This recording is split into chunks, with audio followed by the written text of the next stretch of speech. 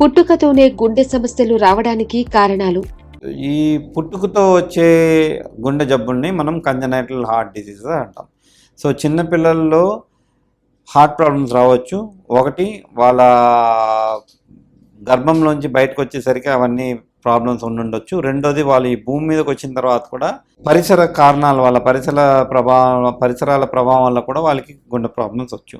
So first మనం congenital heart disease అంటే గర్భంలో ఉన్నప్పుడే ప్రాబ్లమ్స్ రావడం ఏంటన్నది చూద్దాం.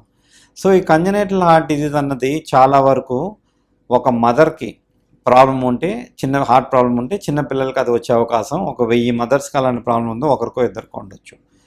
పుట్టుకతోనే జన్యుపరంగా కూడా కొన్నప్పుడు డిఫెక్టివ్ జీన్స్ వల్ల కూడా ఇలాంటి కంజనైటల్ హార్ట్ డిసీజ్ రావచ్చు.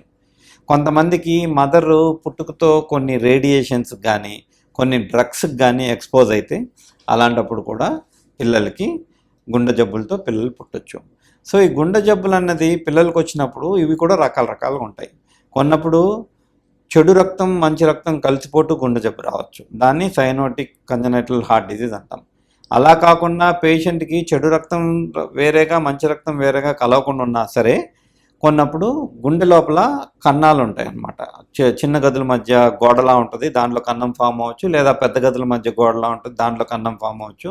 అలాగే బాడీకి ఊపిరితిత్తులకి రక్తనాళాలు సప్లై చేసే రక్తనాళాల్లో కనెక్షన్ పుట్టుకతో మూసుకుపోతాయి, అది పర్మనెంట్గా తెరుచుకుపోయి ఉండొచ్చు ఈ కారణాల వల్ల. సో ఇలాంటివి ఏమైనా కారణాలు ఉన్నా సరే ఆ హోల్స్ అంటూ ఉంటాయి. ఈ హోల్స్ వల్ల రక్తం ఫ్లో ఎక్కువ ఉండడం వల్ల కూడా గుండె జబ్బు రావచ్చు. దాన్ని ఏసైనోటిక్ కంజనైటల్ హార్ట్ డిసీజ్ అంటాం. ఈ రకంగా పిల్లలతో వచ్చిన గుండె జబ్బుల్ని సైనోటిక్ అని కానీ ఏసైనోటిక్ అని కానీ అంటాము. ఈ ఏసైనోటిక్ హార్ట్ డిసీజ్లో గుండె కన్నాలే కాకుండా కొన్నప్పుడు ఇందాక నేను చెప్పిన కారణాలలాగా జన్యుపరంగా మార్పుల వల్ల గుండె కండరాలు దెబ్బతినే జబ్బులు ఉండడం వల్ల కూడా చిన్నపిల్లల్లో గుండె జబ్బులు రావచ్చు. సో ఇలాగా గుండె జబ్బులు వేరు కారణాల వల్ల మనకు వస్తుంటాయి. పిల్లల్లో ఎటువంటి లక్షణాలు కనిపిస్తాయి? సో యూజువల్గా ఈ పిల్లలకి గుండె జబ్బు వచ్చినన్నే మనకి చాలామంది అబార్ట్ అయిపోతారు. గుండె జబ్బులు ఉన్న పిల్లలు పిండంలోనే అబార్ట్ అయిపోతుంటారు. అంతే గర్భస్రావం జరుగుతుంటుంది వాళ్ళు పుట్టక ముందే. అవి చాలా తీవ్రమైన గుండె జబ్బులు. కొన్నప్పుడు వాళ్ళు పుట్టిన తర్వాత కొంతకాలం వరకు కంప్లైంట్ లేకుండా ఉండి సడన్గా వాళ్ళకి ఒళ్ళంతా నీలంగా అయిపోవడం, లేదా పుట్టిన వెంటనే కాళ్ళు వేళ్ళంతా నీలంగా చూడడం, ఇలాంటివన్నీ డాక్టర్లు చూస్తే వెంటనే గుండెతల పరీక్ష చేస్తారు. అప్పుడు నేను ఇందాక చెప్పినట్టు ఈ సైనోటిక్ కంజనైటల్ హార్ట్ డిసీజ్ అన్నది అంటే చెడు రక్తం మంచి రక్తం కలిసిపోయిన గుండె జబ్బులన్నీ మనం ఈ నీలంగా అయిపోవడం చిన్నపిల్లల పుట్టుకతో, లేదంటే పాలు తాగలేక అలసిపోయి వాళ్ళ నుదుటంతా చెమట పట్టడం, లేకపోతే వాళ్ళు తాగుతున్నప్పుడు ఆగిపోయి ఎక్కువసేపు పాలు తాగడం, ఇలాంటివన్నీ వితిన్ 3 monthsలో గుండె జబ్బుని మనం పట్టుకునే అవకాశం ఉన్న కంప్లైంట్స్ అనమాట. లేదంటే వాళ్ళు అస్వస్థమానం ఏడుస్తూ ఉండడం, లేదంటే స్పృహ తప్పి ఎలా పడుకుని పోవడం, ఇవన్నీ కూడా పుట్టుకతో వచ్చిన గుండె జబ్బుల తాలూకు లక్షణాలు.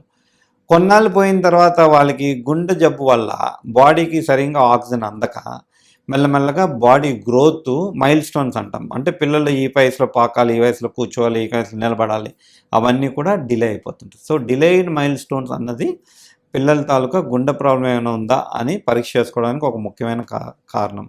ఇంకొకటి ఏంటంటే ఈ హోల్స్ ఉన్న పేషెంట్స్లో రక్త సరఫరా చాలా ఫాస్ట్గా గుండె లోపలే జరగడం వల్ల కొన్నప్పుడు వీళ్ళకి ఊపిరితిత్తుల్లో నీరు చేరిపోయి అసస్మానం వాళ్ళకి లంగ్ ఇన్ఫెక్షన్స్ వస్తాయి. సో కామన్గా మనం చూస్తాం జలుబు చేస్తుంటుంది పిల్లలకి, అది కామనే. చాలామందికి పిల్లలందరికీ నెలకి 1-2 సార్లు జలుబు చేయడం అని జరుగుతుంది.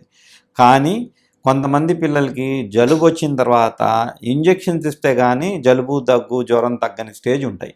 అలాంటివి సంవత్సరానికి 4-5 సార్లకు మించి జరిగితే అప్పుడు మనం హార్ట్ ప్రాబ్లం చిన్నపిల్ల ఉందా అన్నది మనం సస్పెక్ట్ చేయాలి. సో చిన్నపిల్లలకి గుండె జబ్బు వస్తే ఇన్ని రకాల కంప్లైంట్స్తో వాళ్ళు బయటపడవచ్చు. ఎటువంటి ట్రీట్మెంట్ను అందిస్తారు? సో గుండె జబ్బుకు వచ్చేసరికి ఏంటంటే అది ఏమైనా చెడు రక్తం మంచి రక్తం కలిసిపోవడం వల్ల వచ్చిందా, కన్నం ఉండడం వల్ల వచ్చిందా, అలాంటి ప్రాబ్లమ్స్ ఏమైనా ఉంటే కన్నాన్ని మూయడానికి ఆపరేషన్ ద్వారా చేయొచ్చు ఆ కన్నం సైజు బట్టి. లేదంటే కొన్ని బటన్ పద్ధతులు అంటారు, ఏఎస్డి డివైస్, పీడిఏ డివైస్ అని డివైజులు ఉంటాయి, విఎస్డి డివైస్ అని. సో ఈ డివైజుల ద్వారా కూడా ఆ కన్నాన్ని మనం పూడ్చవచ్చు. ఇవన్నీ హోల్స్ ఉన్న వాళ్ళకి పనికొచ్చే ఆపరేషన్. కొంతమందికి పుట్టుకతో వాల్స్ దెబ్బతింటాయి. అంటే గుండెకి రక్తనాళాల దగ్గర గదికి మధ్య వాల్స్ లాంటివి ఉంటాయి.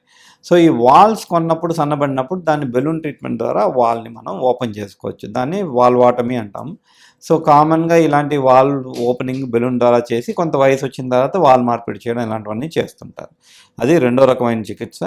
మూడో రకమైనదంతా చెడు రక్తం, మంచి రక్తం కలిసిపోయినప్పుడు దాని తాలూకా దారి, దీని తాలూకా దారి సెపరేట్ చేస్తూ ఆపరేషన్ చేయాలి. దాన్నే ఇంట్రాకార్డియాక్ సర్జరీ అంటారు. సో, పుట్టుకతో కొన్ని ప్రాబ్లమ్స్ కొంత 1 మంత్‌లోనే కొన్ని ఆపరేషన్ చేసేవి ఉంటాయి. కొన్ని ఒక వయసు ఎదిగాక పిల్లలు కొంత బరువొచ్చాక చేసే ఆపరేషన్స్ కొన్నుంటాయి. కొన్ని ఆపరేషన్ పెద్దయ్యాక చేసేవి ఉంటాయి. కొన్నప్పుడు ఈ పుట్టుకతో వచ్చిన జబ్బులు గానీ, చిన్నప్పుడు గానీ నేను చెప్పిన కంప్లెయింట్స్‌తో పట్టించుకోకపోతే కొన్ని రోజులు పోయిన తర్వాత ఈ కంప్లెయింట్స్ అన్నీ పోతాయి. దాని అర్థం ఏంటంటే ఈ జోరుగా గుండె లోపల ఈ కన్నం వల్ల జోరుగా ప్రవహించే రక్తనాళం తాలూకా స్పీడ్ తగ్గిపోవడం ఊపిరితిత్తుల జబ్బుల వల్ల జరుగుతుంది. ఈ ఎక్కువ రక్త సరఫరా వల్ల ఊపిరితిత్తులు దెబ్బతిని ఊపిరితిత్తుల జబ్బులు వస్తాయి ఈ గుండె పేషెంట్స్‌కి. సో, అలాంటప్పుడు వాళ్ళు ఆపరేషన్ పనికి రాని స్టేజ్‌కి వెళ్ళిపోతారు. అందుకనే చిన్న పిల్లల్లో నేను చెప్పిన లాంటి కంప్లైంట్స్ ఉంటే మాత్రం కంపల్సరీగా డాక్టర్స్‌ని అప్రోచ్ అవ్వాలి.